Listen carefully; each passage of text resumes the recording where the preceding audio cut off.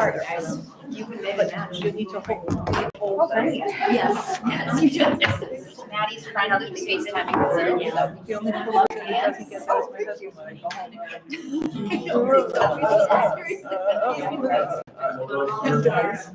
I told you, that's why he came for it, so that he knew it was gonna be a team approach. All right, give me 1 second. I just gotta get my little script so I know what to say at the beginning. Thank you, Laurie. You can still read your script.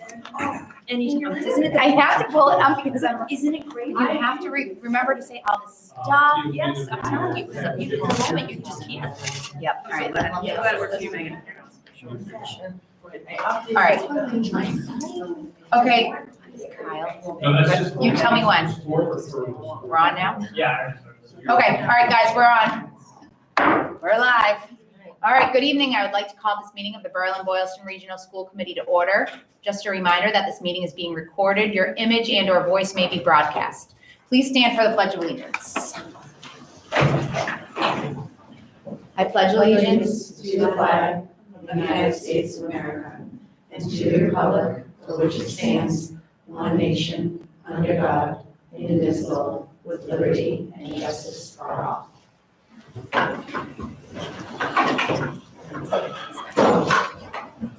Okay, public comment. Christina, did you want to speak? Sure. All right, do you want to come in the middle or are you more comfortable over there? Whatever. It's up to you. Whatever I It's, should do. it's better to be in the middle, so, yep, if you want to be heard. And the microphone, yep. Where are the mics? Here's one. There's one right there. Just because Oh, so maybe should she stand here?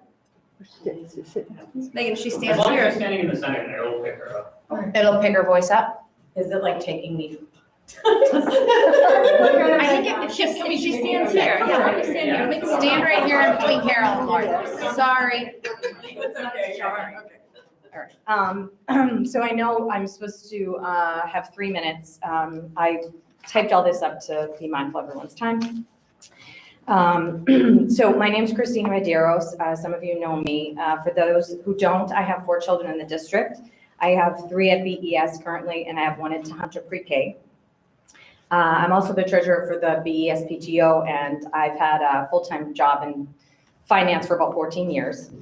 I came here tonight to ask the school committee not to scale back on any of our nursing support as part of the continued efforts that you guys are going to have to go through for budget cuts.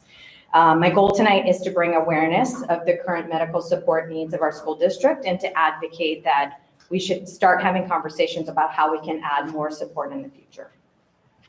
As I understand it, it's the school committee's job to find out what the schools need and what our students need and make sure that happens. My priority as a parent is to ensure the health and safety for my children while attending school first and foremost, and then their overall academic experience. I think you'll find most parents would agree with that statement. The school budget should mirror those same priorities by making sure that we are asking for the appropriate level of funding to ensure that we have enough medical support to keep our kids safe and healthy. In the last school committee meeting, I've been watching all the meetings and the town budgets and everything. From what I can tell, just the contractual teacher salary increases and then the added increase of special education transportation is really almost over the budget that the town is offering this year. And I know there are a lot of options, but that's going to mean that you guys are going to have to make some really tough choices this year. I'm here to say that we can't take those cuts from our nursing staff. The state doesn't require a nurse to be in school, which was a huge shock for me as a parent. I had no idea until I started researching this. And often districts will look to cut those areas that are not state mandated. We also had, with COVID came grants, and we got extra nursing staff, and we really relied on that. And even when COVID went away, we still had the medical support needs in the school. So from what I have heard, we had to cut back our floating nurse this year, and they had to beg and plead to sort of keep her on for a couple hours a week. And that was funded by a grant, which is no longer available. So in a budget situation, that would look like an increase to nursing staff, which is tough when you guys are having to make these cuts. I've spoken to our lead nurse. I talk to her every day. We have very busy health offices at the schools, and they're struggling to support all the needs we have. Just to give you an example, last week at BES, she saw over 100 students come through her office, and in total so far this year, they've seen about 2,400. On a daily basis, students are coming in to receive medications. They come in because they got hurt. There's behavioral issues, there's social and emotional needs. Students come in to receive daily medical treatments, and in some cases, they're monitored throughout the entire day. On top of seeing kids in their office, nurses also have to follow documented medical plans with students who have needs. They track absences. They make phone calls to parents. They speak to nurses and doctors about treatment decisions. They do mandated reporting, configure schedules, find sub-nurses, organize field trips. So they're not just seeing students, but they also have a whole nother set of responsibilities. When we don't have adequate staffing levels, the potential for, medication errors escalates. That means not doing a treatment correctly or giving the child the incorrect medicine. It means less time checking in with students that might need additional monitoring. It means nurses have to spend time outside of their working hours to fill paperwork and reports. Student safety becomes compromised in all those situations. We don't want there to be a situation where a student ends up getting hurt or worse. It would be devastating for families, and it would potentially lead to legal consequences for the district. We know these needs exist, and we need to commit our budgets to staff them properly. And on a personal note, 2023 was a tough year for my family. We found out that my son Wyatt, who's in 5th grade, has type 1 diabetes. The first year for adolescence is a very tough and volatile time. Diabetes, specifically in children and young children, is a very serious illness. They're particular risk when they're at school, and it requires constant monitoring and often a level of medical knowledge that most educators and school administrators just don't have. Just a typical day for him, I speak with the nurse every day over email to tell her what he's eating. The nurse monitors his blood sugar all day long. Based on where his sugar is, the nurse may have to go and intervene and give medication. He has to have insulin before his lunch, before his snacks, and they're often communicating multiple times a day between educators, parents, and doctors on how to treat his highs or lows. That's just for one child. And to give you an example, there will be 7 diabetic children at the high school next year, or at Tohoto in total. That gives me a lot of anxiety as a parent. Just knowing what he needs and what those other kids are going to need, and not to mention all of the things that I just mentioned on top of it. So in closing, I would say it's probably reasonable that parents think there's at least one medically trained professional on property at their child's school at minimum every day. But parents with children on health plans like myself, we have the added anxiety of, just wondering if our child's going to get the care they need. Parents deserve to feel confident that when they send their children off to school, they'll be safe and healthy. We don't want to force parents to have to consider sending their child out of district because we can't find the budget to provide the proper medical staff and monitor their care. Thank you. Thank you. Thank you very much for sharing that and your personal experience as well. All right, any other public comments? Are you here? No. All right, does anyone have any communications? Yeah, Megan, I have to bring up the one we received earlier last Okay, week. yep, So I received communication from a parent, Carol, we talked about this, about a survey that went out to Tohoto students asking them about their sexual orientation. Can you tell us why that was done? Yeah. I will let Lisa speak a little bit more to it, but I can speak to it first by just telling you, I was unaware that the survey went out. We typically, I guess I don't get asked if that's okay. Mhm. This was a survey that went out as part of a civics project in the high school. Students explore a topic of interest related to civics, civic action, and that individual sent that out as a survey to collect information. So that's what it was about.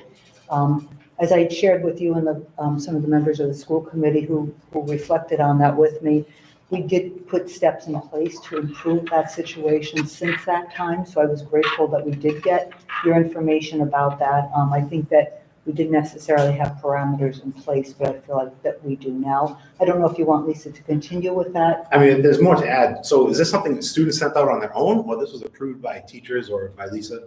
No, it was approved by a teacher. It was approved by a teacher. So with the civic. Is that even legal to send a survey out to minor children and ask about their sexual orientation? No, it's, not, illegal. And it wasn't, it was, they didn't have to, as a survey, they didn't have to participate. It But was, if you're saying it's legal to ask minor children their sexual orientation in a survey without talking to their parents? I don't think it's illegal, but I can certainly look that up. That wasn't the question that, when you had emailed me about it, that I was. No, but asked. it's a concern. I mean, it's a sensitive subject, right? Especially for a sixth grader. Yep. Right? A survey sent out, whether there's a description on it or not, I'm sure there's some sort of pressure they might feel to answer that. So what was done with the answers? Were they recorded? Were they anonymous? Are they on a list somewhere? What's happening with this list? Does this not open the district up to incredible risk of claims in the future? Now that you know, a student answered one way or another, that student turns out, maybe they don't like a grade they got. All of a sudden now there's a claim, well, I got that grade because I answered a certain way about my sexual orientation. It just seems like it opens up so many unintended but negative and risky consequences that if a student just sent it out, I could understand the mistake, but with an adult being involved, it seems pretty bad to me. Yeah, and I respect your opinion and that of the school committee who has talked to me about that as well. So we're trying to make every effort to put parameters in place around these types of things so that surveys like that are developmentally appropriate for the ages, that they, like you said, most importantly, that they are legal. I would want to definitely check into that. That wasn't a question that came up in that email, but I would certainly consider it. So I appreciate suggesting And that. especially if you're sending it out to a senior, they're 18 or something, that's fine, but what are you in sixth grade, 11, 10, 12? Yeah. Sexual orientation is a protected class. We don't ask those questions specifically because it's a protected class, because you don't want to be seen as making a decision based on that answer. And now the entire district is, or at least the middle high school is open to that risk. Yeah, the best I would tell you now, Mike, is what I shared in my email to all of you, that I've looked into that, I've discussed that with Lisa and with the other administrators, and she has talked to the teachers, all of the staff about that and what was appropriate, and I can certainly follow up with more information on that. So to follow up with that, Carol, it kind of leads, some of the particular questions in that survey would make someone who maybe doesn't know the school very well wonder if there is an issue, because one of the specific questions was, were you ever discriminated against because of your orientation? Are you aware of discrimination against it, or is there a case against a teacher or an office? That makes you think when a student is asking that question, students probably know a lot more about what goes on in the school than we do. It makes you wonder if there are multiple cases, if there is discrimination. I remember earlier this year, we talked about, the teachers union got upset when I, as the chair of the school committee, suggested I would even ask you as a superintendent to look into cases of discrimination. I don't understand what the fascination is with these groups, these boxes of, we're told this year regarding that kids in this district have various levels of privilege when it comes to their skin color. Now we hear that they're being asked about their sexual orientation. It's being suggested that there are multiple cases of discrimination going on through this survey. I just don't understand the fascination of the schools with these race groups and these sexual orientation designations of these students as sexualizing children. I don't understand the fascination with it. I don't even understand how that could possibly be part of a class project, to be curious about students' sexual orientation. I just don't understand how that could possibly come up as a subject in a high school class. so, Thank you, Have a Mike. moment. Yeah. Oh, are you, Yeah. are you okay with that? Yeah, go ahead, Lisa. Yeah, if you want to kind of So- explain this. I don't think so. Just before you go, Jessica and Lisa were not on the email. I think that yep. So do you want to give a 30-second background? A parent reached Yeah, out. parent reached out asking about a survey that was sent to all of Tohoto. Some of the questions on there asked about the students. Are you a member of the LGBT community? Basically, what's your sexual orientation? Other questions around that about, have you ever been discriminated against that? Are you aware of any discrimination cases around others or your own orientation. So I reached out to Carol, but it's such an egregious act that I think it needs to be discussed. It'll be interesting to hear the context of the situation. Yeah.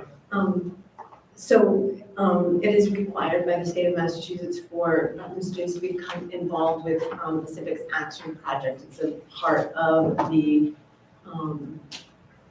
a DESE requirement for graduation. They do civic projects in 8th grade, and they do them spanning from their junior to senior year in high school.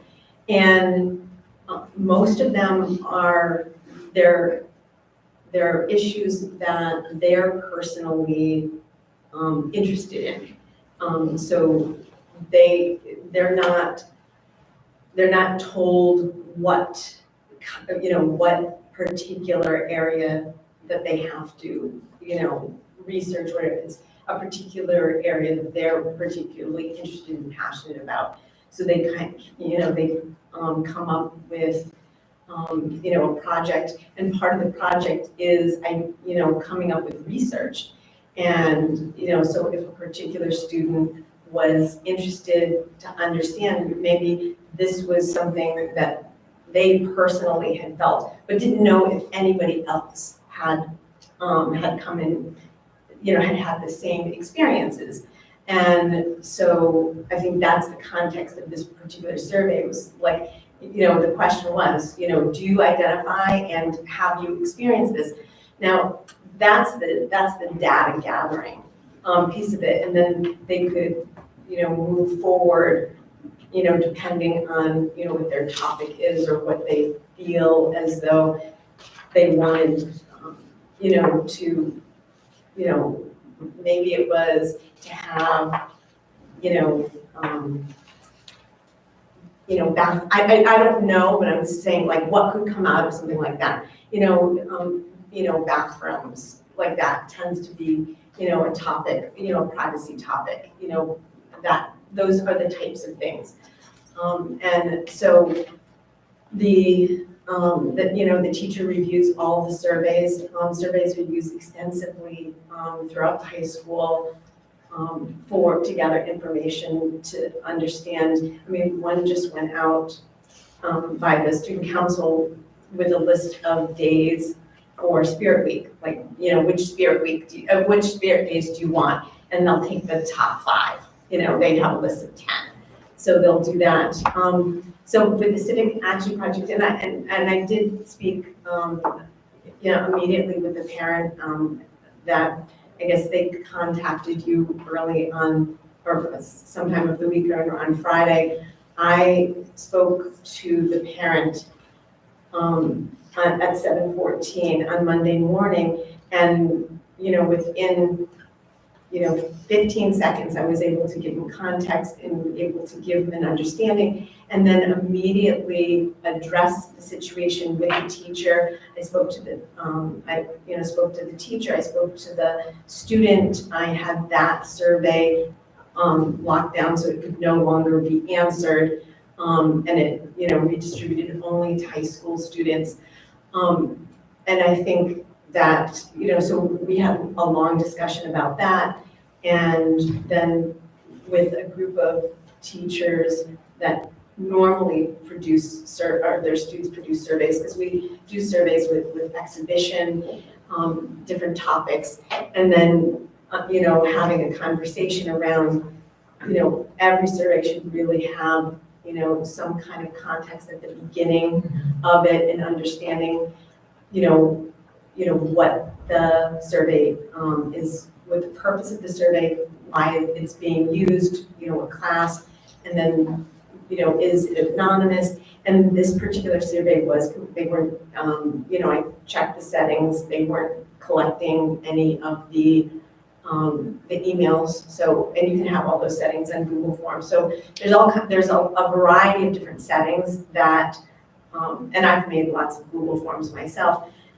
So you can have, those settings in place, and I had checked all of those with the student and with the teacher. And so within less than an 8-hour period, I'd say a 6-hour period of time, I was able to, put all that in place and immediately called the parent. I actually called him several times in between and finally was able to get in touch with him. And he was, very grateful that I had acted so quickly, and he felt comfortable with how it was handled and the steps that I had put in place. And I sent the following day, I had sent out follow-up emails and a protocol, and I had an additional conversation today to answer anybody's questions about like when and how surveys are being used. So I think oftentimes we, particularly at the high school level, many of these topics are they're topics that are often well discussed among, a lot of different groups, just kind of topics that are discussed in, many areas, many in the humanities class. So I think there was no, I feel like it was brought to everybody's attention that it might not be developmentally appropriate, and I think it was just making sure that people were aware and we had the conversation and understanding that any, particularly with 6th and 7th grade, that surveys shouldn't be blanketly put out, but they should get special permission for that. Yeah, I mean, Lisa, I can understand a civics project around this topic. I'm sure there's a lot of things you could do with that nationally, locally. If kids want to talk about it themselves, if they have these conversations, that's their choice, that's fine. I think, I don't know who thought it was a good idea to send a survey out to the entire community asking this question. That seems like the dumbest thing I could ever think of as an adult to do, just to be blunt with you. And I would say, Mike, I share, as I said to you, I think in the email, I did share that I was very shocked, surprised about what I was reading that night and handled it the next day. I do agree with you. I think that there's sensitive topics, and I think there's certainly developmentally appropriate ages to have these kinds of discussions, have the conversation. I think education has to happen before that happens, because one of the things I could imagine receiving that as a child who had not even had any frame of reference to that is, I don't even know what to do with it. Like, what do I do with this? So we learn from these, and I apologize for Well, that, unfortunately, on our Carol, it behalf. sort of opens up this idea now that, based on these questions, is there a problem with this in Tohoto? Is there a problem with discrimination based on someone's sexual orientation, as the survey suggests? Yeah. It sounds like there is. I don't know if the survey is suggesting or simply asking to see if there is. I don't think the survey's questions are insinuating that there's a problem. I don't think directly either. I would agree with you on that, Lisa, but the idea that a student thought to come up with this question, what does the student know that you don't know? Did they ask on the survey specifically discrimination at Tohoto or just in general? Are you aware of any cases against teachers or the office, I think is the way it was worded. Okay. Well, it's not a huge stretch of the imagination when that meetings were questioning whether diversity, equity, and inclusion is an important topic within the schools. So Yeah, there's no doubt that it's an important topic within the schools. If you want to have a discussion about what it means on a national level, what it means civically, politics, being kind to your neighbor, that's one thing. But if I sat here and went around and asked everyone at this table, what's your sexual orientation? And you answer, and I keep track of So it. to protect HIPAA is very important. So the fact that the settings were reviewed and future surveys will have that looked at and their But the fact that protocol, it's I being think- asked is a little inappropriate of an 11-year-old. I remember when the DARE officer came in and had us do a little survey of who drank, who'd done drugs within class, and that was all anonymous. So I think current day, these are people's realities, and there was a survey that was sent out earlier saying how safe people felt, which I think was very important, given the political climate that is, everything is polarized, either you're Well, for it or speaking of that against. survey, So- there also was a question, do you feel that you're getting attention from teachers when you're struggling? And the answer was no. But So it why? contradicts Is it something because of the else. way I they think responded to this survey that that would be maybe we don't easy. want to help someone who answered a certain way or reacted a certain way? You can't know. You can't know for sure. Having conversations around these topics isn't an issue, but giving kids the idea that you're requiring them to tell you what you are But would not is an require, issue. that these are completely optional. So I just want to make it. Does an very- 11-year-old realize that when they get a survey from the school saying, Well, the please fact that answer this most- survey? That most of the surveys aren't answered by the sixth graders, I would say that Good, they do know that it's optional. okay, good. Because, I mean, you know, I just, Yeah, I just think But it that is being said, an I- unfortunate, poor thing all the way around. But that being said, I think we have to do a better job of putting parameters around this, absolutely, and that we've addressed it and that's why we address it so swiftly, quickly. and Yes. I did with the admin team, and Lisa did what she needed to do as far as this goes. I don't Yeah. anticipate this happening. So as far as from a legal standpoint, it is legal to send these surveys out to ask these questions. That I don't know, I will Yeah, check you into might that wanna- with You Kim. may want to check on that, yeah. All right, we'll reach out to Kim on that. So the only thing I'd add to that is we did get the second assistant principal for the high school. So I think that, and I know it's going to be a process, but to Mike's point, there's going to be things that are appropriate for grades 9 through 12 and things that are appropriate for an 11 or 12-year-old that may not have gone through puberty yet. So they don't know what sexual orientation they are. So I think that it's a process, and just hearing that it sounds like you guys are trying to work towards that direction. But I think we need to maybe see more of a divide in that building. Like the survey may, again, I don't know the legality. We need to look into that. May or may not have been appropriate for a high school level, maybe not appropriate at school, I'm thinking, I don't know. But absolutely, definitely not appropriate. And would for- you ask a job applicant For a that question? Well, that's how I think about it. I think about That's everything If he not else. answers- anonymous, so I think it's not relevant to the conversation. Right. was I don't think anonymous, it's relevant, yeah. Period, yeah. Some of the, I mean, I'm looking at it right now, so it does specifically say, it references the office at Tohoto. Can you forward that to the rest of the committee? Yeah, I only have screenshots of the survey, so if Lisa or Carol wanted to send the survey out, that would be great. Yeah. All And, right. and Lisa and I actually have that on the agenda for tomorrow as part of our admin meeting with the middle high school administrators, because there is more I want to find out. And I think, Mike, it really had to do, what I was looking at was policy around communication and the use of emails. Mass the use survey. of- Right. It doesn't specifically state anything about surveys, but that's something that I think we need to consider. Any kind of communication that goes out from the schools, how does that apply to our students? Staff, just as much as this was mostly staff that it addressed, but I think that in this world of electronic communication, we also have to take into consideration that the students are corresponding with one another and that they do that in a safe and respectful and legal manner. So this is something else now we're learning. I would also be interested to see what the survey anonymous answers would be, because I think the atmosphere that we create at the schools is very important, that kids do feel safe if they are identifying in different ways, no matter what group they might identify. Yeah. See, I'm going to disagree with you on that, Jess. I don't think we should have access to these answers. I don't think we want to know these answers. Is it not enough to just treat everybody Are we kindly? treating students when they come to do a DEI presentation with respect? How did you know any of their orientations or backgrounds or anything before you said DEI was a waste of time in your own life? I don't need to know anyone's orientation or background to know that it's a waste of time. That's right, we should be respectful to anyone and everyone, but we weren't in that meeting. And Nor- so nor this is was the part of committee Tohoto as a school respected. district. Nor was the committee respected when the question that the chair of the committee at the time asked of the administration for that meeting was ignored. I So- understand, but there were students at that Yes. meeting and it sets tones within the district. Well, that's So- the problem. There were students at the meeting in a sensitive topic, if they can't handle the sensitive discussions. But we have. Yeah, all right, so we student gotta veer back onto topic, so. Thank you for bringing the communication. We'll forward that along. A parent had sent an email. I saw that Mike reached out to Carol. I'm sorry, I didn't realize we were gonna talk about it tonight, or else I would have forwarded it to the other people not on the email, so I apologize for that. And I will do that. Can that in the future be put within parent communications or emails within the draft? Yeah, we usually have a folder for parent communication. It wasn't written. That was a nonverbal communication.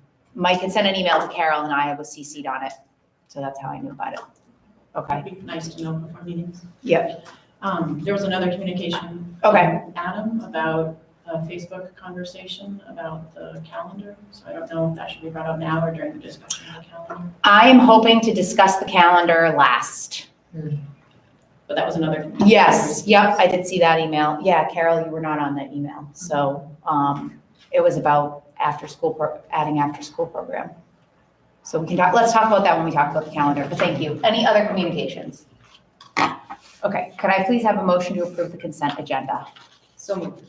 Lori and Julie, all in favor? I'm an aye as well, that motion passes. Okay, so we have 3 items to vote on tonight. We're gonna go one by one, we're gonna discuss, and then we'll do the vote. I'm gonna save the calendar for last.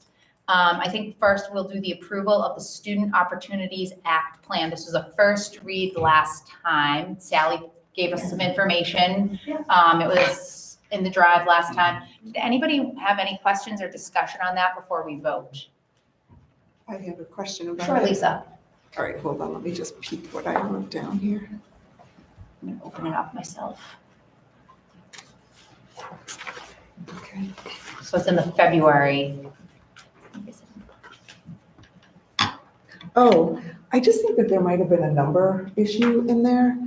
It said that the chronic absenteeism was like 20% for the 3 subcategories, but then like in the summary of it, it said it was like 30-something%. So I just wanted to double check that that was correct. Well, the group that we picked was high needs, but then that's broken down into 3 separate subcategories. So Right. I provided data for all 4 of those. Yeah, okay, so I thought the high needs was like the overall category, and then there were 3 subcategories underneath it? Yeah, that is the case. Yeah. Okay, because I think the 3 subcategories said that they were all around 20% absenteeism. Mhm. And then like the summary at the end for the high needs, it said it was like 30% or something. So I wasn't sure if I misread the sentence or if it needs to be updated.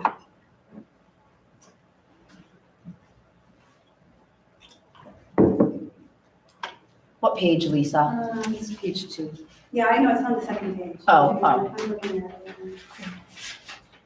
Are you talking about the paragraph about the high needs at the end? Yeah, high needs.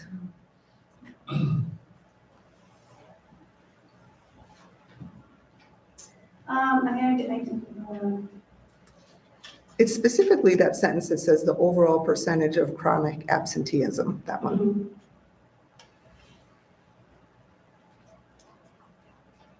Because I think that's for the entire because it is for the whole category. Instead of breaking it down into separate categories. Yeah. I can take a look at it again. Well, you know what I mean, right? Categories in high needs other than the 3 that are broken out? No, so the high needs is like an overarching for the, English learners, students with disabilities, and then the low economic status. Right. Yeah. So all of those were like 20%. Mhm. And then in that high needs section, it said 30%. So like an average of 20%, would be 20%. So every You know what I mean? every child fits into one of these categories? There's not like an other bucket that's not listed here? Well, there's an all students, but then there's high needs, and then under high needs, there's 3 categories. Yeah. But under high needs, are there students that don't fall into one of these 3? English learners, students with disabilities, or low income? That would account for the other. That would account for the additional percentage, because I'm guessing you pulled this number off of DESI. Yes, they did. And I don't have the numbers in front of me, but sometimes, like that high needs, because some students fall into both categories, and so sometimes that changes the percentages.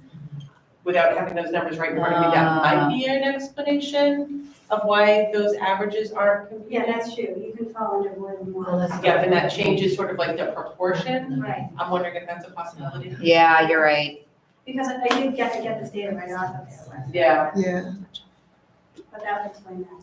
Just to add in. because a student A could student be could be both. an English yeah, language learner. And. So it's And like students with additive, disabilities. so it's like yeah, additive then? that's it. Yeah, it's weighted. Okay, It could be weighted. okay, well, that would explain it. I'm projecting a possibility. Right, because you're tying these out to DESI. I think that's fine.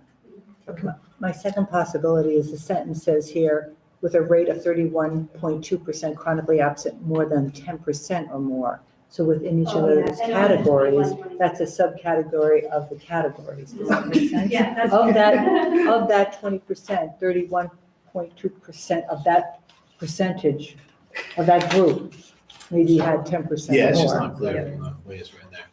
It's not. In general, I know we have this here, I read it all, I understand some, not all of it. Can we just get the elevator pitch for this? Because it looks like it is costing about $209,000. Sure, so I can explain. So basically, they, DESI reaches out to us and says, we'd like to write this report every 3 years. And they provide us with data, and they ask you to take a look at it and figure out which group is most in need of support. And so we had to pick the high needs because when we compare the data to the all students, and for the reasons I listed, that's where we saw some differences in numbers with, the absenteeism and the MCAS. Then they provide you with a whole list of evidence-based programs, and they say, please pick 3 or 4 of these that would fit to what you're doing in your district to help make improvements with these numbers over the next 3 years. And so we picked 3 of them that we felt were tied into what we were working on. So one of them had to do with, increased opportunities for planning time. Another one had to do with increasing and improving professional development, and then the other one was about adding pathways for students.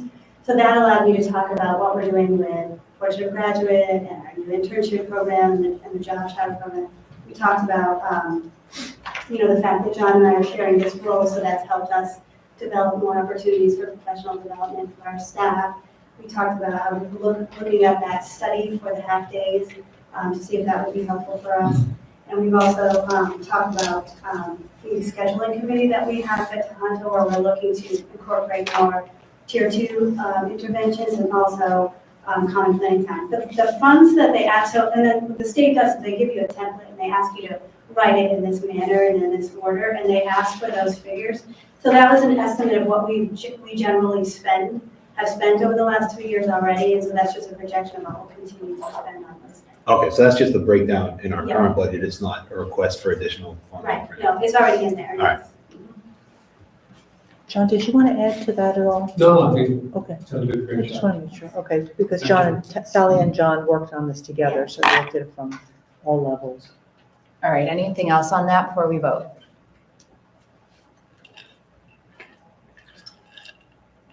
Okay, so Sally, we need to approve this report, correct? Yeah, I have to have it approved before I submit it, before I offer it. Okay, so could I please have a motion to approve the Student Opportunities Act plan as written? So Lauren and Julie. Any discussion? All in favor? Any abstain? All right, I'm an aye as well. Thank you. That passes. All right, so let's do the Tohoto Middle School and High School course of study next. So last time we had that was a first read. Does anyone have any questions about those classes?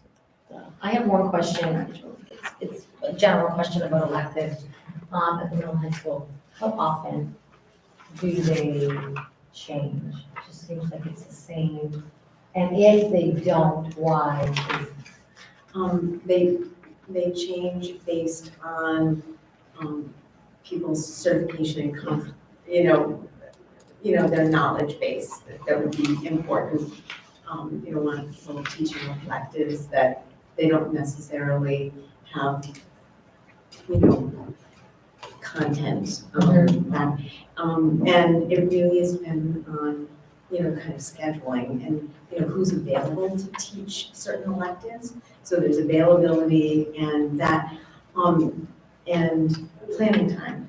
So when you teach a new course, I know that I've taught a lot of new courses and the planning time is pretty extensive. So I think so a combination of all of those and resources. So 4 things. So, content knowledge, planning time, scheduling, and, then financial resources. If you have a new elective, depending on what that is, it may require different resources or, additional resources.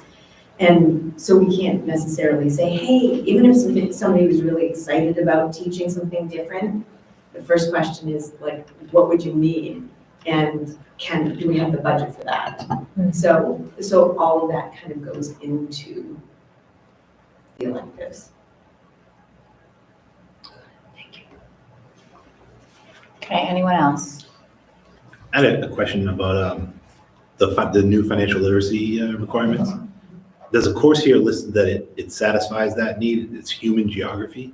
So how did, just from the description here, it wasn't clear how that. Right, so when you go into the financial literacy standards, and you can, and so the human geography talks about like gross national product, by, for, different countries. And so it looks at kind of the economics. There's portions of the curriculum that look at the economics of where people live.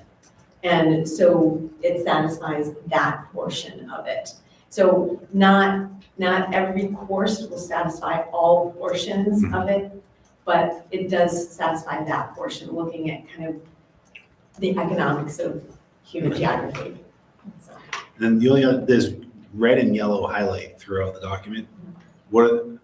Is this the final document or what are those? No, Especially that was, so I had been, told that, to identify what would be changing. So the red things are going to be taken out and the yellow items are the things that were changing. Like there might have been some wording or some clarification. So that was, and then once it's approved, so it would be easier for you to all look at. So you would see what was being taken out, or you would see what was changing. And then once it was approved, then all the highlighted would be, taken out. So the red is being taken out and the yellow Yeah. is being, so on page 12 where it talks about the courses at Tohoto being divided into, you're removing 4 levels and you're adding 3 levels.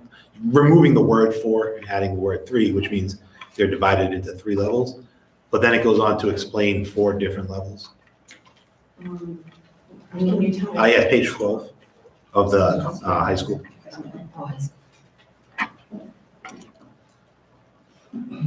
So all standard curriculum is identified as in the 3 different levels: advanced placement, honors, or college prep.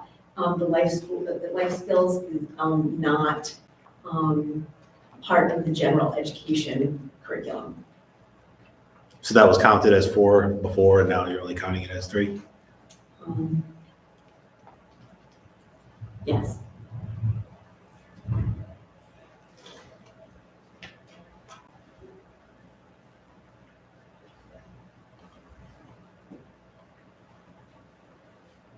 And was ecology eliminated just from number of teachers or the? So the ecology rewild yourself, that was going to be a high school elective taught by a middle school teacher. And in the teacher that was teaching it, their team didn't have enough electives for the middle school themselves, actual students, so that we just couldn't support it with staffing. Do you have a lot of teachers that cross over and teach middle and high school? We have 3 teachers currently that are, well, 3 content teachers, but all of our. All the electives. Elective teachers teach. Both? Yeah. Interesting. Okay. Any other questions on that program of study? Who is this for? Are we going to be sending it out to families and? I believe they send it out, that's how they choose their classes, right, Julie? Yeah. When it's time, or Laurie, Assigned, you guys say? Once they review it every single year. No, that's the. Oh, this is the course of student study. handbook. This is the course of study, so, it will be posted on the website, and so the students can review. Okay. So when the kids pick their classes, they have a document to go to with their parents or caregivers that explains what their requirements are and what the class description is, so they know what they're selecting. Okay. And what's Well- required too for graduation, so you can start tracking from freshman year Yeah. forward. There were just some typos in there also. So Okay. I don't know, how Oh, perfect we want it to be. moving or- forward, it would be super helpful if you could email those ahead of time so they can Right. fix them before the meeting and then we don't have to hold off a vote for. Well, that's what I'm wondering. So when we're reviewing these, can I make suggested edits in the document or? I don't know how it's sent to you, I don't have access to the school. It's- No, I wouldn't- it's I actually wouldn't do that. PDF. I wouldn't do that. No, you No. can't. You'd have Just to send an email. email with a list of the things you found. I mean, and if there's then- a lot, maybe you It's should work It's with not that. a Google form, it's a Yeah. PDF. in a Word form. Yeah. So unless you could always download a copy and then kind of highlight the parts too and send it. That'd be Yeah, and another- Send scan it it, back. and then, yeah, send it back and we'll send it through Carol and she can have whoever she wants. Julie and I are very impressed by your editing prowess. Oh. You're good. Real, right, You look at yeah. net, it's awesome. Yeah. So why don't we do this, if they're just typos, why don't we approve the document as written and then Lisa can, with the update to fix the typos? And then you can just email them to, so we don't have to go through every typo in the meeting. Oh, yeah, no, Do you that guys would think be. that's okay? Agreed. Yeah. Could we even make a motion to approve them with typos? Yeah, that's what I'm saying. Yeah. Yeah. Yeah, and then she can send the typos to Lisa and Lisa can just update it before she posts it on the website. Does that work for everybody? Yes. Okay, so all right, was there any other discussion besides the typos or any other things people want? All right, thank you, that's great. So could I please have a motion to approve the Tohoto Middle School and High School course of study with, as currently written, under the impression that Mrs. Sequeira will update the document for any typos before it's posted onto the website? So moved. Second. Thank you, Lori and Julie. Any more discussion on that? Okay, all in favor? I, All right, any opposed? No, all right, I'm an aye as well. That motion passes.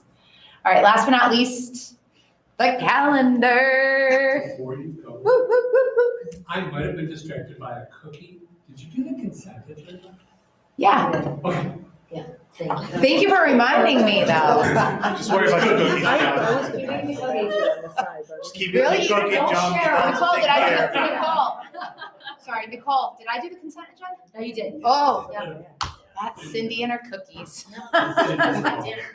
No, we're gonna be out of here in 5 minutes. We're just gonna bang out this calendar vote. We are- All right, the calendar. So, Carol, did you want to say anything on this topic? We had this as a first read last time. I want everyone to say how they feel about the calendar. We had it as a first read last time. The gist of it for anyone that wasn't, paying full attention last time is this year we've added it, or Carol has added in.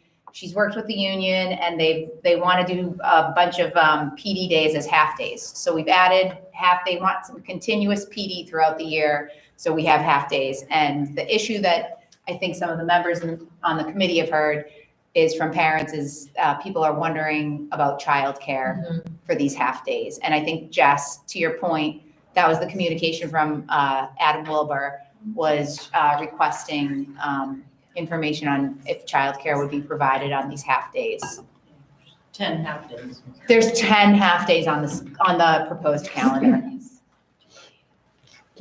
Did you want to say anything more about? Do you want to speak to Adam? Yeah, sure. No. I mean, the long and short of his email was some screenshots and some Facebook conversation that the proposed calendar had 10 half days, which is challenging for parents because half days generally aren't working half days. Mhm. So you generally have to take the whole day off.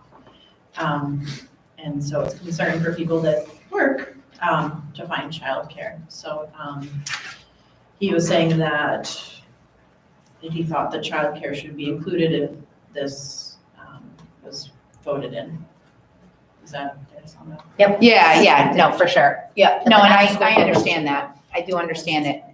So Yes. Carol, go ahead, you Yeah. can speak to And I that. do want to just open the discussion up by just saying a few things about this calendar.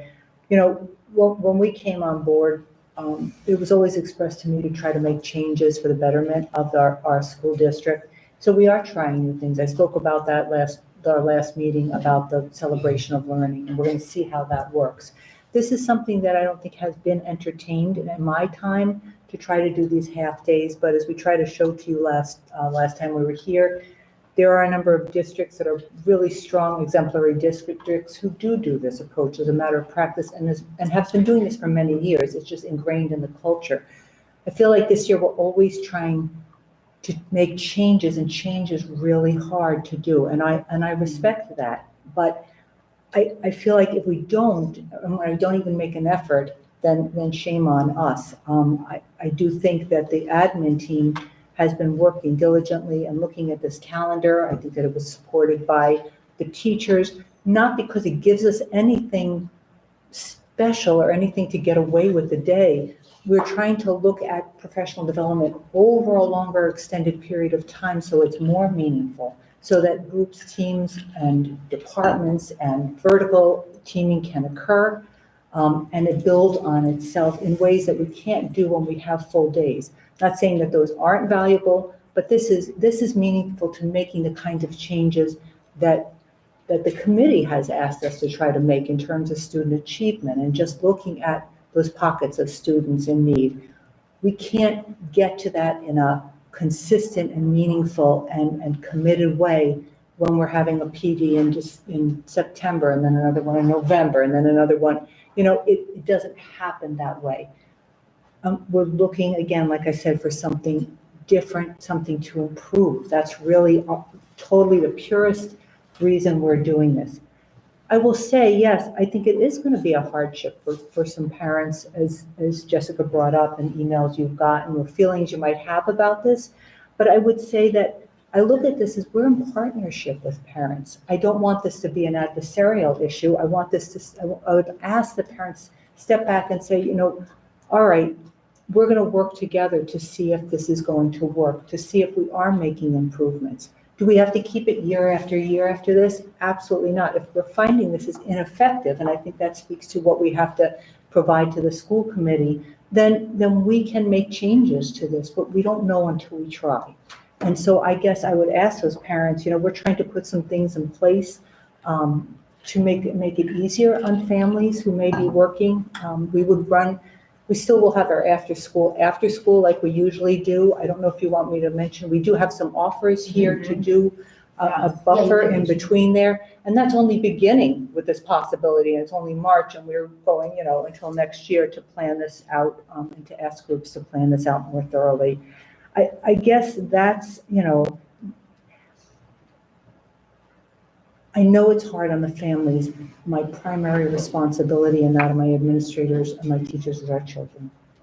And if we can do this well and give our children a better chance to learn, that's purely what I'm looking to do with this opportunity. So I'll leave that open. Any other questions? Yeah, Carol, Concerns? I have several questions. One about your measurement tracks. But like Jess said, like a lot of parents said, I don't know if people understand just how interrupted this schedule is. There isn't a period of time here in the schedule, except for the beginning of September, all the way until May, where there is more than 2 weeks back-to-back of actual full weeks of school. Every other week, there's a half day, holiday, an early release on a Friday before a vacation starts. You've got holidays in here that aren't even holidays. The day after Thanksgiving is not a holiday. I know it's traditionally no school, but surely there's some sort of middle ground on the number of half days. Nobody's discounting the idea that teachers need professional development. Everybody knows teachers need professional development. They want it. But there's got to be some middle ground here. There's no consistency here. Every other week is a different schedule. And, maybe most kids in our district, most parents will be able to figure it out. But we just talked about high needs kids where 30% of the district is low income or economically challenged kids. What does that mean? I meant to ask you, how do you define that? My guess is you probably would find that those folks are going to be the hardest hit with having to take time off from work, missing shifts if they're paid hourly, not salary. I mean, that's a hardship on them. And then, talking about an after school program, I think you absolutely have to have an after-school program for this, no matter what you do, how you run it. But I don't think parents should be charged for that. I think it needs to be part of just what the school does. But even then, having an after-school program for the period of the early release through the end of the regular school day, you've still got transportation issues to figure out. Because these parents, kids go on a bus, the bus ride might be 30 minutes, 45 minutes. That's that buffer of time that some parents might need to get through traffic, to get home, to make sure that someone's home for the kids. And it's probably more disruptive for the younger kids, but even the older kids, all this time out of the classroom. John talks about all the time, don't go on your vacations during school time. Your kid needs to be in the classroom. And now we're taking kids out of the classroom. So yes, the trade-off is, okay, teachers are doing some professional development. They're going to learn better ways to help those kids. That's great. So now tell me how you're gonna measure that and prove that this actually worked versus the regular thing that we would normally do to close those gaps that you talk about in your letter. I think there's two pieces in here that you're talking about, Mike. So one is this childcare matter, and that sounds like a large part of what you've just shared. The second piece is how we're going to measure that. I think we do already have measures in place. We watch year after year the MCAS presentations about closing those gaps with our high needs students. It may affect their parents who are working, but this may also be a way to benefit those students by getting more specific targeted professional development for teachers so they can address the issues of it. So are you gonna be able to show us next year with your Ames Web scores and then the year after that with your MCAS scores?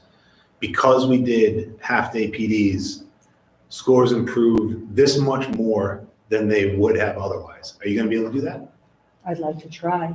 I think we that- should, and I think that's we should the- have that. And I think that's the point I made before. If we don't Right. try, we will Okay. never know. And if we can't It's like a show one-year that trial. over, Yeah, Carol said that, try it. right. Yeah, if well, we she can't said that, even but show any kind of I want growth or any specifics, improvement. like, okay, yeah, we increased, scores improved X percent. Well, did they improve X percent because of PD half days? Or did they improve X percent just because they improved Well, it's hard to through measure that, whatever else? but she's. I know it's hard to measure it, that's the Well, point. she's, well, I mean, so it's hard to measure that, but she's Yeah. saying though, there are districts doing this. Uh-huh. They're having great success with it. All right, so let's talk about that. What is the specific success that they're having? I think that their test scores are stronger. I think they're higher in. Because of this, so our test scores will be stronger, and if they're not, we'll go back to the old way? Well, we're not really showing much growth in the way we've been doing things. I know. And I think it's hard to measure against these people because they did this for a long time already. So the growth that they've shown is over a long period of time. Well, these are the Sometimes types of questions, parents, you're asking parents to take 10 days off of work through the year for this. Well, no, she's Yeah. not, because if she's putting in a place for childcare, she's not asking parents to take time off. If, that's a big Well, if, Julie. Well, I think that's, I mean, I sit on the rec committee. We've said. In that- Berlin, what about Boylston Boylston? has agreed as well.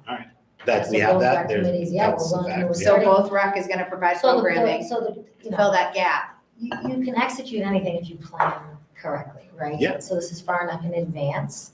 I think that the rec committees, with the help of students possibly. at some Because point- every week of the school year, there's something going on, except for, I Yeah. think, 2 periods of time. I'm curious, like, in terms of, like, saying a half PD is like a half day and then a full PD is like a full not 8 hours, but like 6 hours. Like, time-wise, how is the 10 half days and then a couple of full days compared to the hours that we have on our calendar this year?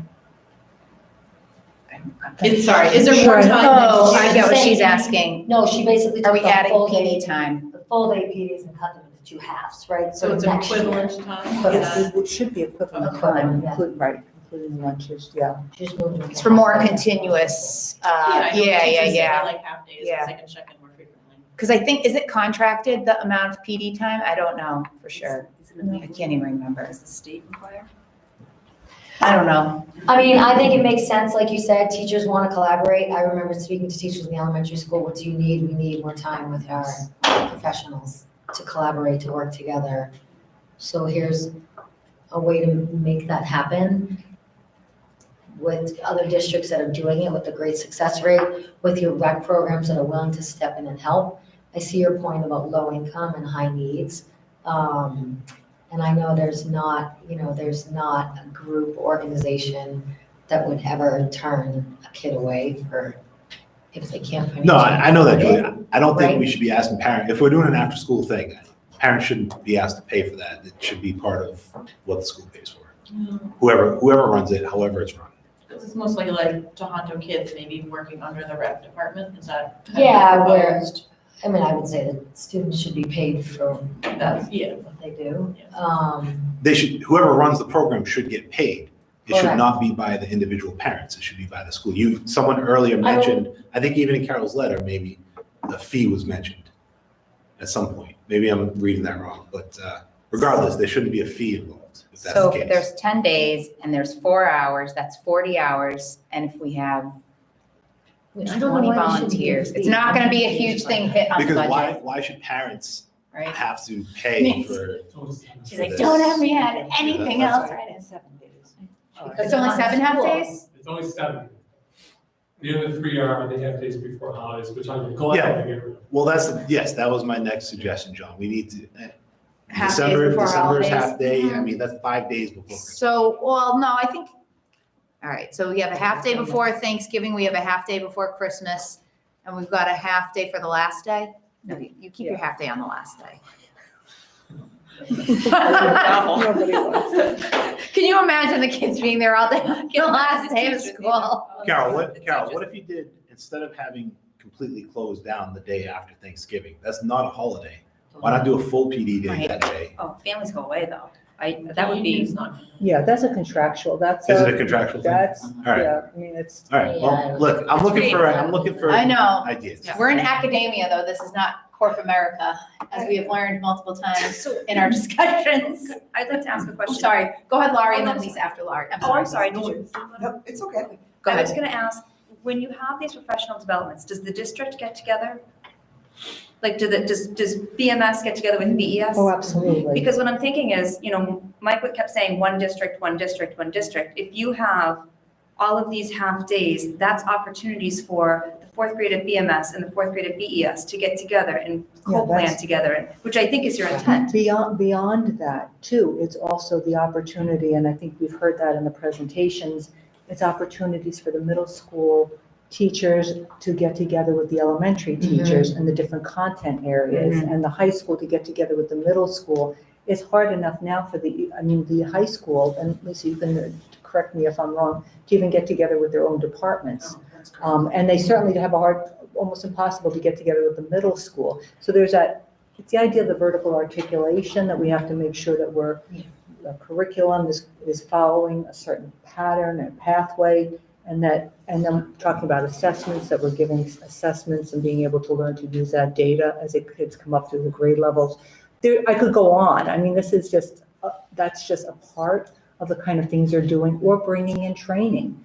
I know, for example, Janelle talked about the new IEP process for special education. That's not just a one and done training. It goes over long periods of time to do that well.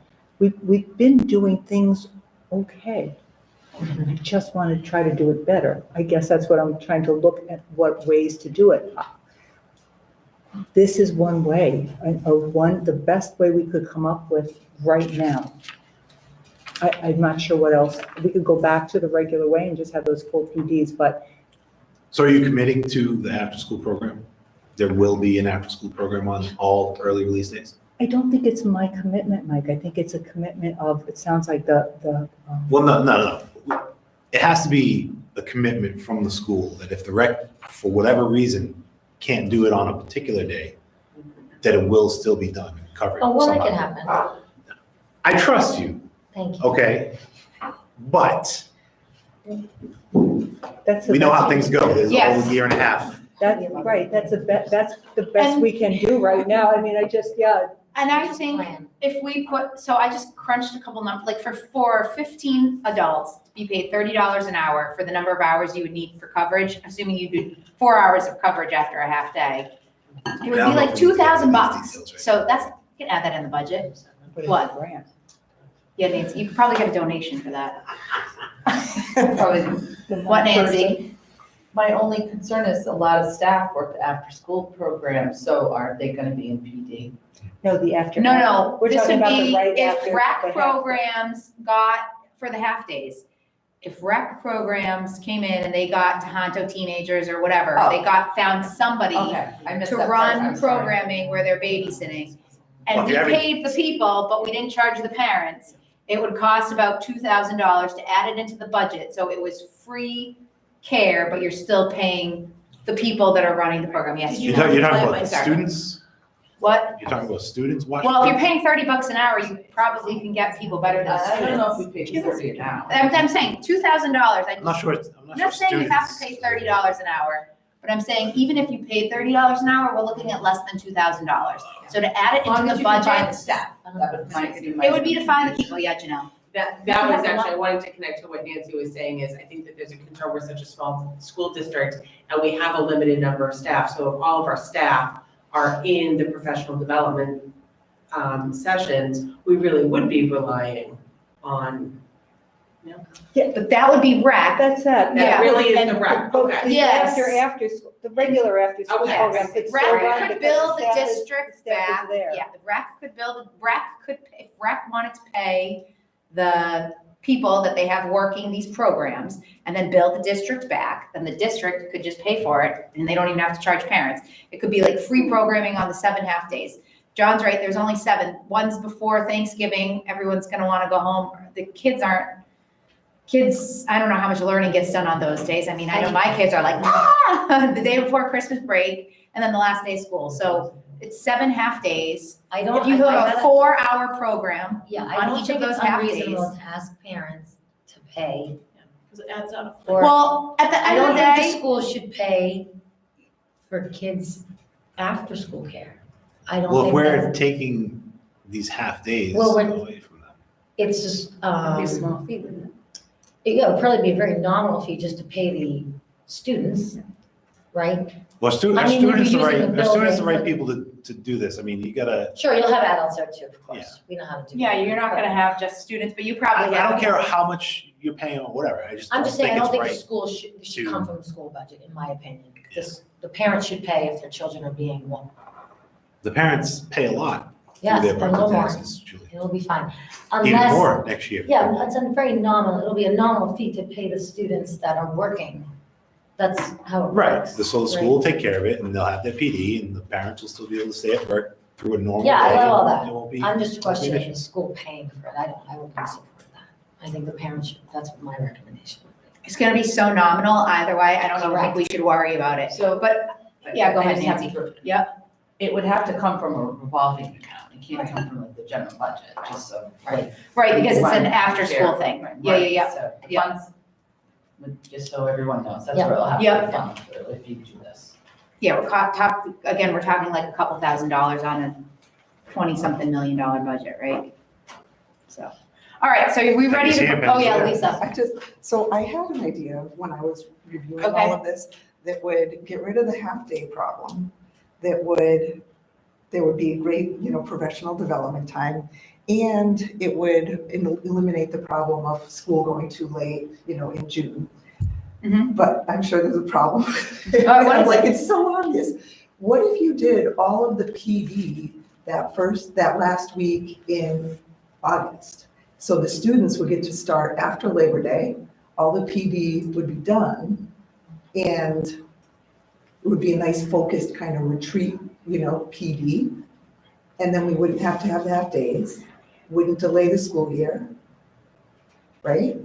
Well, the teachers want to implement stuff and meet back and so that's why the half days are spread all the way out. That would be great if we had like a program that we wanted to bring in on something, I don't know, like school safety, and we said, okay, we're gonna spend 4 days in this training, go. And then we don't see them for the rest of the year. That, it's ineffective, it goes against what the DESE, Department of Ed, wants us to be able to do with our staff, which is to provide meaningful professional development over time. And that's how we learn. That's how we learn. It's like we have children. We learn, so we go out, we teach, they practice, they come back, they use the information, they learn again, they go back out again. That's the concept. It's just like the classroom. That's what we do. So it'd be like, I'll just leave it at that. Okay. I knew there was probably a good reason for it. Yeah, no, it's a nice idea, and it has been done in districts in the past. Districts have talked about years ago, front loading, all of their people, let's put all the trainings. We try to do that as much as possible already with the mandated trainings. Sally, what are the mandated trainings between you and Janelle that we have to do with the staff? Dozen at least. On There's a whole those, bunch of that, there's at least 3 that we have to collect, I think it's 4, there's another 3 or 4. right, we're doing at least that many up front in the beginning of the year, where the teachers are trying to do that the first 2 days of school, mandated by the state and DESE that we have to get done.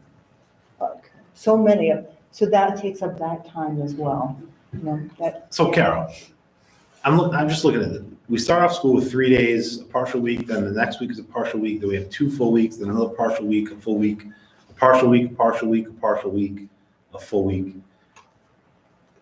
let's hypothetically, you have all these partial 3 and 4 day school weeks. Kids' learning's interrupted, the time in the classroom's interrupted, there's no consistency, they can't get into a schedule, they can't form a habit. Say, just hypothetically, one of their teachers is, takes some personal time on these days, you've got a substitute in there, that's a further interruption to their schedule, a further interruption to their learning. Then you've got more partial weeks. I mean, one teacher being out for a few personal days in a row for whatever reason, in the classroom's interrupted for maybe 3, 4, 5 weeks. How, like, this seems, I don't know, I hear you're saying this is a good idea for professional development, but the other side of it is, it seems like it could cause as many problems as you're trying to solve. I guess I want to go back, Mike. I'm trying to take notes as you're talking. The mention about not getting into a schedule, an instructional schedule, it would seem to me that the students are getting into more of a schedule because they're in school more. Was it, for at least let me once a day. correct it and say inconsistent schedule. Because you've got, a 5-day week, a 3-day week, a 4-day week, a 3.5-day week, a 4.5-day week, then a 5-day week. It's an inconsistent schedule, I guess I should have said. Inconsistent in terms it's not full days. Correct. It's not full Full days. weeks, yeah. I'm not sure that would be inconsistent as much for the children as it is the adults, honestly. Well, yeah, that's the problem. The kids will at least be in school Right. many more days so that they do have at least that half-day instruction. I'm not sure what you were mentioning about I wrote down the potential interruptions and the substitutes. I just said in a hypothetical situation, let's say a teacher is out for 3 days in a row for whatever reason. That week is now interrupted because a substitute comes in, they do their best, they're qualified people, but it's not the regular teacher. So there is a disruption to the classroom. It's not the person that the students are familiar with, all that. And then the next week, it's another half day, and then it's a 4-day week. It could be several weeks before they get back into a consistent school routine. Consistent meaning every day they're in school full time. I think, isn't a consistent school routine like waking up, getting your backpack ready? I'm talking about little kids. Having your lunch, going to school, sitting on the rug, reading math, science, research. Yeah, which is then Class interrupted home. by a half day and then a But holiday. if it's and just a then- shorter day of that, it's still a consistent routine for the kid, Valid right, point. Ollie? Is it? Carol, you I mentioned other Still a districts routine. do the same thing, like half days. It just, looking at the, I was checking menu, but looking at the calendar, like having 2 in 1 month just seems a lot. And so I'm curious if those other districts have a similar number. Carol.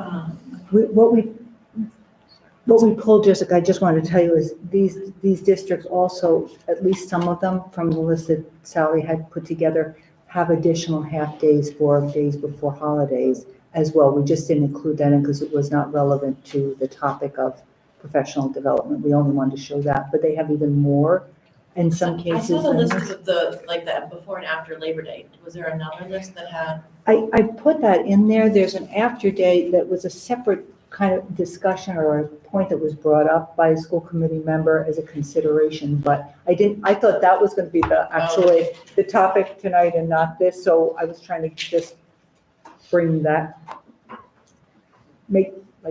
put that in there in case that was brought up so we could look at it out of respect for the person who brought that up, but Yeah, Carol, I brought that up, but I was instructed by a very certain someone not to push for a post-Labor Day schedule for the start of 2 particular students, so I'm not bringing that up.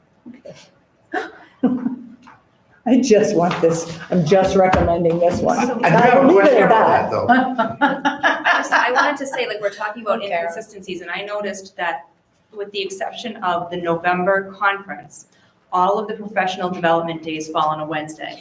And if I am correct, doesn't Acton Boxborough, which has tremendous scores, don't they always have a half day on Wednesdays? They do. And we talked, that was one of the topics, and I would just add, the principals, please feel free to chime in because we've all talked about these things. It's a joint effort. The Wednesday was initially a concern brought forward by some of the representatives of the BBEA. But what we realized, for example, Tohoto is they have a rotating schedule. So it's not, the Wednesday You doesn't said always this mean the last same time. thing. Yes, Right, we you said did. this last time. And It's then- because of their schedule. Right, and then the elementary schools can rearrange specials on those days, so it's not hitting the Yes. same time. It Right. just is more Because of the back consistent and too, forths. for the schools and for, even for the family, like knowing it's on Wednesdays, for example. So that was something we were keeping in mind. That's a fairly affluent district, and just looking at the other one about the Labor Day one, if you look at the districts that start after Labor Day, they are also pretty affluent.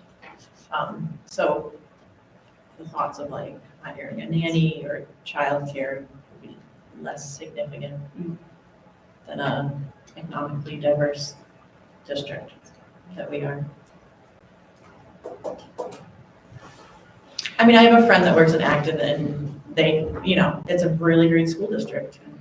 And from a teacher perspective, it's I think that's a valid point. very good, because they're able to talk to each other, but it's, as a working parent, I mean, I'm privileged enough to work half-time, but my long day is on a Wednesday, so, the first time I saw the schedule, just from my own perspective, I was like, like, that's a lot, and I can't even work a half day, so that would be a full day, but I am also, again, privileged enough to have a spouse and an extended family that lives in the area that can help, but that's not the story, so it's just difficult from a parent perspective to see 2 PD days in 1 month.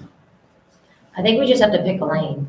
Like, Yep. are we doing this because we're concerned about our children's education? Are we doing this because we need, which is our task, which is It's one of the three we're things. tasked with? What's that? Or we need to pick a lane here, right? Are we challenging this because it's going to be a detriment or a help to our kids' education? Or is it because we can't find childcare and parents have to work? No, I just think it's Or do there's inconsiderate. a- I think it doesn't consider those real challenges that parents have. So if there's a plan in place, so if, say, childcare is not an option, Mhm. I mean, it's not a problem, Not a problem. then where are we? If it's not a problem, it's not a problem. Meaning, is this acceptable to have a half day so the teachers can collaborate together?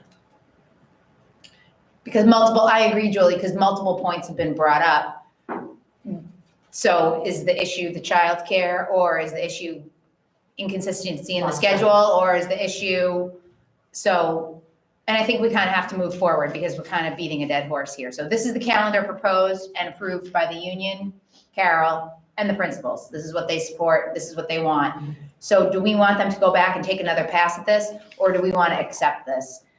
Because we're throwing out lots of ideas here, and they're all good, and they're all valid. But if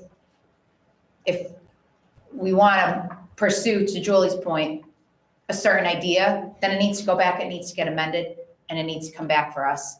Or if we're like, okay, these are things that we take into consideration for next year, we try this out, we see how it goes. Childcare, I think that's a dead issue. The rec is gonna take care of it. We're gonna see how that goes. Again, could it be a disaster? Yup. Could it be an awesome thing and the kids love it and tons of kids wanna do the half-day thing? Absolutely. So the teachers might love it, yeah. So I think the question right now is, I wanna vote. Are you guys ready to vote on this, or is there any other points? Before and after. So, what? It doesn't matter before and after Labor Day is off the table now, is that what? Oh, I don't know about that. I have no opinion on that, man.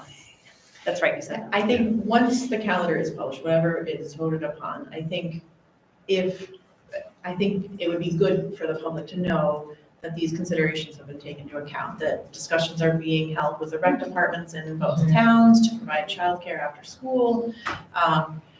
The reason why we're doing these half days is so our educators can work on very specific issues and meet again and be able to teach your children dynamically and hopefully end up with higher success for them, whether that, whatever, Ames win or not, Ames win. But I think a caveat needs to be given, or blurb needs to be given when this calendar is published. Yeah. Oh, I totally agree. Yeah. Maybe in your Right. newsletter. And I would also, I would assure you, the thing I can assure you is that the principals will work with the rec committee and do what they need to do to provide the location, to provide what the needs Yeah, Kara, for them. to further Jess's point, I agree with everything Jess has said. You're gonna need to communicate a concrete idea or goal as to, we are going to accomplish, we hope to accomplish X, Y, Z. And it might take more than 1 year to measure, it might take 2 Yeah. years to measure it. Mhm. But after 2 years, you must have a measurement of something which you state today. And we, or whoever the committee is at the time, needs to be able to look at that. And just like you showed us, like there are other districts that do this currently that are higher ranked than us. Like I assume Acton is higher than us or something. So I think having those links embedded within what you say is important. So people that have to look at data, you know, and maybe studies that show like more frequent PD days show better teacher satisfaction, which we would like to do too. So. So it is in Finland, tell them, Carol. Like, where I went to study these things and things they do. It's- There you 2 go. hours a week. You know, yeah, but I do know that the admin team makes that commitment to make sure that this goes really well. They already have the ideas of what they want to do and would do if they were given that time to work with their But staff. Carol, it's not just, the descriptive flowery language of, we hope to accomplish better communication. It's, you hope to accomplish better communication because you've eliminated XYZ number of errors or issues or improved scores by X%. It's not just, we, have a better understanding of how our kids learn now, so we're gonna continue to foster, all that flowery language that we often see too much of. It needs to be concrete, specific, data-driven. Like my numbers. goals. Color coded. I mean, I'm not calling it. No, but I know, Specific, but, yeah. and a lot of the language too, Mike, I would have to say, and I don't know if that was directed at me per se, No, it's- but I'm it's just gonna directed say it was in because general. because in this field, when people don't understand the language that we speak, I have to articulate it and clarify and communicate it even more than if I have to call up John or Cindy or The Sally. parents and say X, Y, taxpayers Z. don't understand, we improved XYZ communication. They understand our district is ranked X points higher. Our students scored X points higher. Our students got into better colleges and universities. Our students earn X% more income when they graduate from here than they do our competitors. That's what taxpayers and parents understand. It's not, oh yes, we have a much more congenial working relationship. That's great, it's needed, and it's fantastic. But it doesn't show a return for what they're giving up here. Well, I think maybe, that's like 10, 20-year goals, like you're showing through college and income and stuff. But I Yeah. think if like maybe through teacher surveys, like satisfaction, also teacher retention, staff retention might be shown through that, like how many. Something concrete, some numbers that you can show, this worked out and improved something measurably. I could do one of my goals on that. I I don't. don't think it necessarily has to be one of your goals. I think it needs to be attached to this idea of a schedule like this. It's gonna have to be in 2 years from now. You're not. Yeah, 1 year, you're not even gonna have MCAS results, right? But Yeah. you'll have Ames Web, you'll have. Can I don't know. just ask a question? How many more half-days do we have in this proposed calendar than normal? 7.5. How many 7.5 more? No. Seven So and a there's half. 7 half-days in this calendar, and this current year, is this the current year one? No. I What don't was, have how many it. half-days do we have this year? 4, 5? But you said it's So Carol- equivalent PD time though. So It's 7 equivalent PD time. half-days, there's 10 half-days. There's just equivalent Oh, it's time, equivalent PD time. but what happened is they Right. took a full day and Yeah. broke it into 2 Yeah. halves. Right, more so we have continuous. more half-days. More More half days, same half-days, amount of time. same amount. But I guess I'm just wondering, so we want like this hard data, to show that we had an improvement, but I'm just wondering, do you think it's possible to do that with just an increase in a couple, like 3 half-days a year? You know what I'm saying? Well, if it's not, then what's the point of doing it anyway? Yeah, I think it'll be really hard to tease that out. I think it'll be hard to see, I agree with you, I'm not so sure you can measure it, maybe. So you're saying you're I mean, it doing would be this to nice. improve. You can measure improvement, You can, pick metrics. This is gonna be a fractional improvement. If you want like a drastic improvement that you can report out, you need a half-day every single Wednesday. Every single Wednesday. That's what I said, every single Wednesday. I mean, I That's remember Ace consistent. coming and saying that we want to, That's consistent. that's consistent. That's not inconsistent. It's not inconsistent, and I think that would be like every single week, they'd have a new thing, you could have a new speaker here, you could have, but to your point, that's an affluent districts are doing that. They have money to fund that PD, they have money to, people have money, the taxpayers are like, oh, yep, that's fine, I have my nanny or whatever. So I don't know that that applies here, but I agree, it's gonna be fractional improvements. So So what's the Can I- point? Can I it's, ask it's one- easing into maybe doing something down the road in 10 years, maybe. Just one final question. Yeah, on this and then we gotta topic. vote on this Is bad there- boy. Will there be a nurse on staff that goes to professional development, or is that nurse in the building that There'll works be- a normal day? There will be, yeah, the nurses will be in the building. Okay, they work a normal day. The nurses are part of the teacher's contract, so they are participating in all of the PD sessions. So they would be there if there was an They'd emergency. be on site. Yeah, Okay, if their child needs, like somebody Medical. fell and cracked their head open, yeah, something like that. oh, yeah, Or the medicine, or- yeah. And then all the more reason to have a float nurse, then you pay, you might need to have. We probably need two buildings, but. Yeah, that's valid. Okay, all right. So anything else about this calendar? We're gonna vote. All right. Can I please have a motion to approve the current calendar So for the fiscal, or for the 2024-2025 school year? Yes. So Laurie Second. and Julie. All right, any more discussion? And we're voting on the pre-Labor Day one. Yeah. Yeah, so Ron, that was the first read last time. Megan, are we specifically motioning to do this in conjunction with the after-school program? Well, what happens if something happens in the rec program? Well, yeah, doesn't that's the problem. work out, then, Okay, then put it in the motion. do you want it in? All right, so The motion can we do that? But I don't think we can do that. You're bringing another yes, entity. town, right? Yeah, two separate, we can't do that. Two separate what? Conversation. you have to trust your girl, Julie Lee. She's in charge of that. You can't, She's your girl. Can't She's our girl. You We're can't gonna put in trust the motion Julie. something on the rec committee from Boylston when there's no one here. You just assured us that it's I taken did, care but of, no I sure problem. It's did. in writing. But we're not gonna put that in a motion. We can't do that. I say we trust Julie.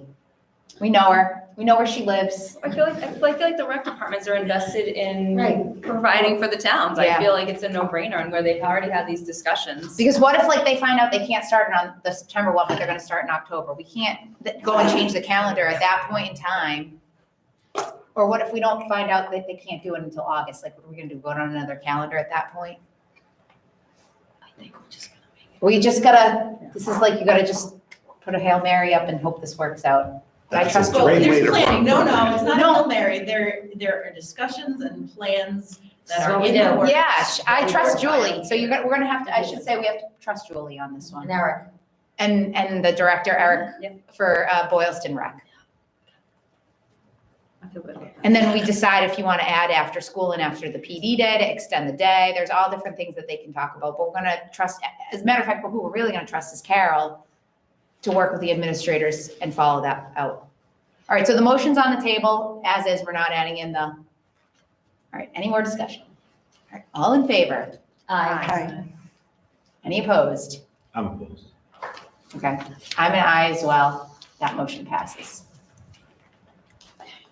All right, one last thing, we have our budget forum on March 19th. I hope all the parents listening to this meeting, please come out, have your voice heard. I had a few people ask about information for the budget forum, and I think that's gonna, probably later this week or early next week. We'll try to release that out to the public. It'll be on our website, the presentation that Nancy's gonna give next Tuesday. It's 1 week from today. So maybe we should aim to get that out there by Friday afternoon. My goal is Friday, Okay. Will we have end like, of day Thursday. It will, like kindergarten numbers too? Like, I'm just thinking in terms of oh, you or mean for the elevator new pitch, like- kindergarten? the numbers, like class numbers you mentioned. You mean for the new kindergarten? I Yeah, think, is that in your presentation? Yeah, it wasn't last one. The enrollment's in there. Enrollment, yeah, Yes.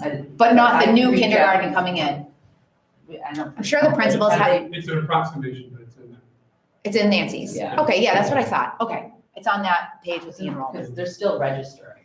They are still registering, they'll be registering in August. Still quite early. Okay, that's what I, yeah, but we have an estimate. But yeah, Are there any things, updates or notes that we should be thinking about before then? Any feedback from towns or anything? Yeah, there is, but we're not gonna get into it now.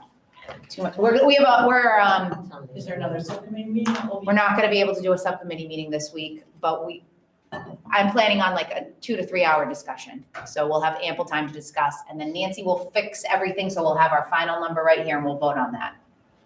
But the information should be by Friday, it should be in the drive, it should be on the website. So if there's questions ahead of time, you can send them in. Same thing for the public, if they have questions, they can't make it to the meeting, send them in. If you wanna come and speak, it would be greatly appreciated.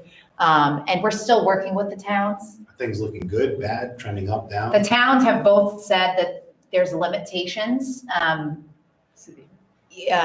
Berlin, I'm not sure that it's tied to an override. I think it's just limitations that their FinCom would like us, where their FinCom would like us to be. Boylston, I think there's limitations into their levy capacity, but I just emailed the town accountant and she said she's still working on the numbers, so I think we're still working on that, but hopefully that's gonna be ironed out this week. Yes, there have been limitations set by the towns though, absolutely. Okay, anything, yes, Yeah, the only other thing I just wanted to mention, in case you're getting questions about school choice, we're talking about that tomorrow, also an admin meeting, that comes out, that will be in April. So in case you're hearing from parents the April meeting. out of the district that are interested. I look at did those get numbers. some. But it's April. All We'll right, present those numbers to the committee. okay. We didn't forget. All right, so could I please have a motion? Oh, is there anything else anyone wants to say? All right, could I please have a motion to adjourn the meeting? So, Thank you, Laurie and Julie. All in favor? aye. Hi. All right, I'm Nez as well. Thank you. Thank you.